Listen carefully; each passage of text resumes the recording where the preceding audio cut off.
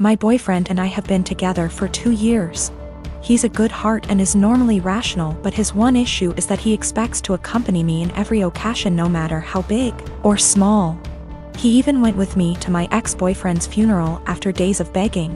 Now my best friend got married few days ago. It was very small and only close family and friends were invited. My boyfriend couldn't come because of the +1 rule. He pitched a hissy fit saying my best friend has no respect for my relationship and was shocked when he learned that I was still going to attend. He told me that if he can't go then I'm expected to not go as well, but that is my best friend and I had to respect her rules. He gave me an ultimatum: either we go together or I stay home with him. I ended up going cause again I respected my friend's rules. He was angry with me and kept calling the entire 2-hour drive, then stopped. Later I got a text from his friend telling me my boyfriend, got into an accident and was taken to the hospital. I freaked out. He gave me the address and I had to leave the wedding and told my friends why. I was crying the entire drive home and kept calling his friend but got no response. I arrived to the hospital and asked about my boyfriend and they checked and told me he wasn't there. My anxiety reached 160% as I kept calling his friends one by one. I just went home and there he was, along with his friend. He saw me and said that he was sorry, but this was the only he can get me home after I left him alone. After the initial shock, I just blew up yelling at him about lying and making me leave my friend's wedding, and having me literally go to the hospital and freaking out cause of him. I kicked his friend out and we got into an argument. He kept talking about how much I love him, thus I left, which is my own doing, not his, and he was just trying to see if I really chose my friend's wedding over him. He then argued that my friend caused this and I shouldn't agree with her to exclude him. I said what he did was horrible and called him horrible and then went to my room. It was awful cause my friends kept calling to check in on him cause they thought he was really at the hospital. He said I overreacted and that I yelled at the wrong person. He has a history of mental health issues but got better the past few months. He also had a recent death in his family which really affected his health generally. My brother and I do not get on. When we were younger he'd go out of his way to make my life a living hell. To my parents' credit, they did tell him off for it when they caught him, but they both worked long hours and didn't have the energy to deal with our arguments. This continued into adulthood. He was salty that he failed his college course the first time around. There was a bad argument in our family a while ago and it all started because I refused to decorate my brother's living room. I won't go into too much detail, but he wanted a pretty hefty discount. I said no and he threw a tantrum. Instead of being a grown-up and talking to me, he decided to hook up with my toxic ex-girlfriend and the mother of my child. I can't go into a lot of detail about what she was like, but she was not a nice person. She never really bonded with our son when he was born and I was left to do everything by myself. She eventually walked out on us and refused to have any contact with our son. She'll post on Facebook now and then about her beautiful baby boy to get sympathy votes, but that's about it. I have been a single dad for almost 3 years now and I absolutely adore my son, but it hurts to think that one day he might question why his mom didn't want anything to do with him. How am I supposed to explain that to him? Anyway, it bothered me when my brother told me they'd hooked up together. It hurt even more when he started dating her. It had taken me so long to get over what she did to me and my child, and now my own brother was bringing her back into my life. Yesterday we had a family video call. Parents are high risk and we're not taking any chances. When my brother decided to announce that he and my ex were expecting, I just froze. I didn't know what to do or think. I could feel myself starting to cry a little bit and it got a bit harder to breathe. Eventually, I decided to just congratulate them and then made up some lie about needing to put my son down for a nap and left. I received a bunch of messages from my brother and his GF telling me that I stole their thunder. After I left, my parents and some other family members started worrying if I was okay, and not really focusing on their news.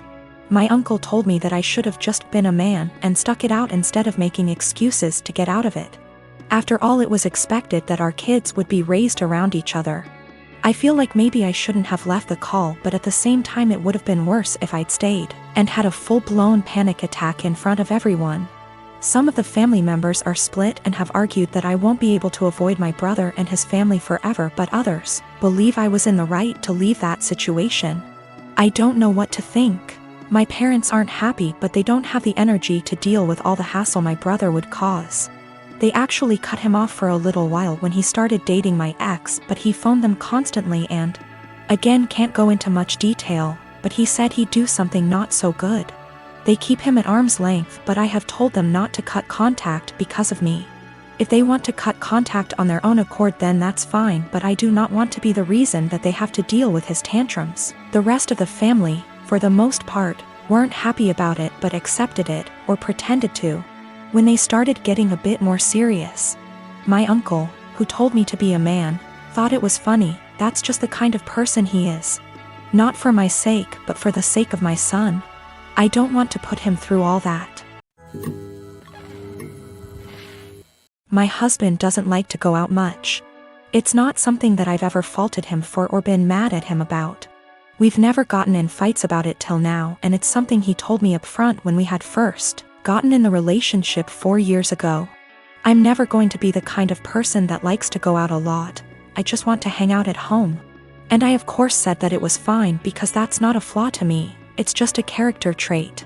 I used to suffer from depression due to a lot of traumas in my life. I found it really hard to go outside at all, and especially alone. I missed out on a lot of experiences because of this. In our first year of dating, he got me to have more confidence in myself, so I stopped hiding.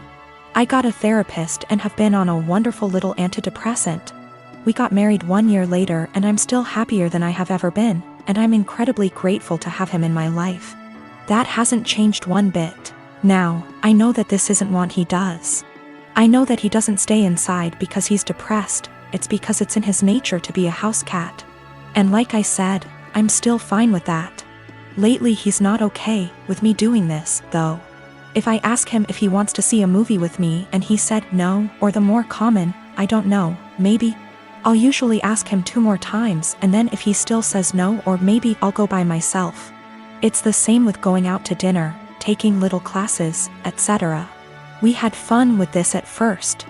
I would come home from doing the thing and then I would excitedly tell him what I'd done and the people I'd met. He'd happily listen and hug me and kiss me on the forehead. It was a really beautiful thing. At one point we called it My Little Adventures, and I would take Polaroid pictures and show them to him and then hang them on the kitchen wall. It was a seriously beautiful point in our relationship, and the times that we would go out and take Polaroids together were some of the happiest times in my life. I even made it a point to have us go to things that he liked to do. It was great. It was seriously so great. About 2 years ago I asked him, "Hey, I've been really passionate about learning a language and eventually going to this language's place of origin. Do you want to study it with me and then go there too?" And he said no to the language, but maybe to going with me. Cut to now, and I'm pretty good at this language. I decided about 4 months ago that I am going to this place. I asked he and he would still like to come with me, and he said no and got kind of upset that I had learned this language without him. "You're the one that's going to know anything. There's really no point in me going." I was kind of taken aback because during the process he was really supportive. I didn't really push it, but I apologized and went somewhere else to clear my head about things, and we were fine later on that day. I bought the tickets for me and my mother to go to the place about 4 weeks ago, and ever since then, things have been really tense. If I ask him to do minor things, like come to the grocery store with me, he gets a bit of an attitude.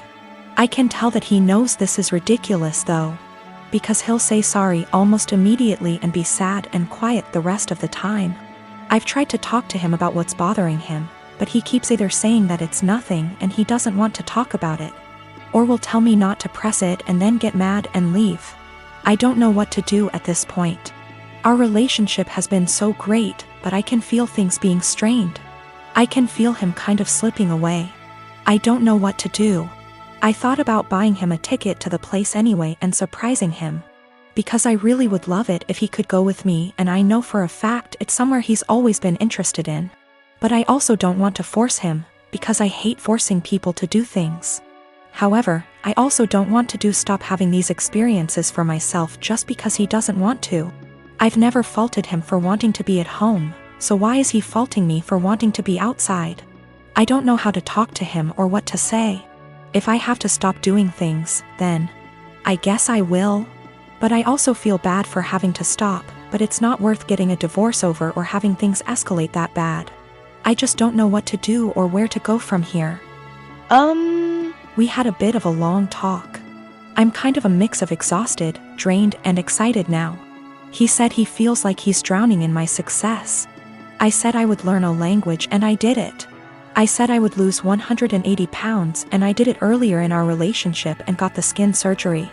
I have a pretty stress-free job and it's getting to him. He's been trying really hard to just be happy, but it's hard. He understands that it's wrong to feel this way, and between feeling guilty about it and feeling this way at all, it's just been taking its toll. He also has a skin condition that makes him feel cautious of going outside, especially in another country. I never thought this would be the problem, because he's always acted as though it's not a bother to him at all and he doesn't care. He's going to keep trying though, and to seek therapy independent of me because he thinks that he also may really be suffering from depression. Now, I have to say that we do have communication problems. Our friendship, 2 years before dating, started off long distance in Antwerp, so we're still kind of better with text talking than out loud speaking. Sometimes we have a hard time saying when things are bothering us out loud. So we'll text it out and then read off of that text because we find it hard to verbalize, and sometimes we just take things harder than we should. We've agreed to go to marriage counseling and we're making an appointment together tomorrow, so there are good things afoot. For more good news, he's agreed to go on vacation with me and my mother. I messed up in this, too. I like to think that hearing maybe or other apathetic answers instead of just yes or no didn't bother me, but it did. And sometimes, as some people pointed out, I would get kind of passive-aggressive about it. I'd ask him simply because it meant that I tried at times. I'm not proud of it, but it happened. I'm going to work on that more in myself as well. My brother lost his job along with all his savings several months ago, and soon after he asked me if it would be okay if he and his wife stayed with me until they could afford their own place again. I hesitated at first, considering I only have a 1-bedroom apartment, but according to them they had no other options, so of course I invited them over and bought a blow-up mattress for the living room. For the first month things were manageable, although admittedly cramped. Then my brother told me that sleeping on the mattress was giving him back pains. So he asked if he could buy a small double bed for the living room. The living room is by far the biggest room I have, so I told him that would be fine as long as there was still room for my couch, TV, bookshelves. The living room is also connected to my kitchen in an open plan style. So I reminded my brother to leave walking space around the bed. It's now been 2 months and things have gotten a lot worse. When they first moved in, I would still use the living room every day to unwind on the couch after work. Now whenever I go in, there's a strange vibe like I'm intruding. My brother and his wife are often sitting in bed together when I go in. I always knock and stare at me pointedly until I leave. Sometimes when I sit down they will directly ask me for some alone time and say they would like the room to themselves. This came to a head yesterday when my sister-in-law messaged me with a timetable she'd made of when it would be a good time for me to use the living room. The timetable basically says that they will allow me into the room for an hour each evening, plus 20 minutes around meal times. I basically shut her down instantly and told her there was no way I'd be following the timetable since in the end it's my apartment. She sent me back a huge message with a dozen paragraphs about how my constant presence was ruining her marriage with my brother and they feel like they have no privacy. I tried to talk this over with my brother that night, but when I got home neither my brother //SIL were talking to me. So he's clearly just as pissed. Today an Amazon parcel arrived for my brother with a lock for the living room door, which I told him there's absolutely no way I will allow him to install. My brother says I'm creepy for wanting constant access to where they sleep and he's insisting on installing the lock anyway.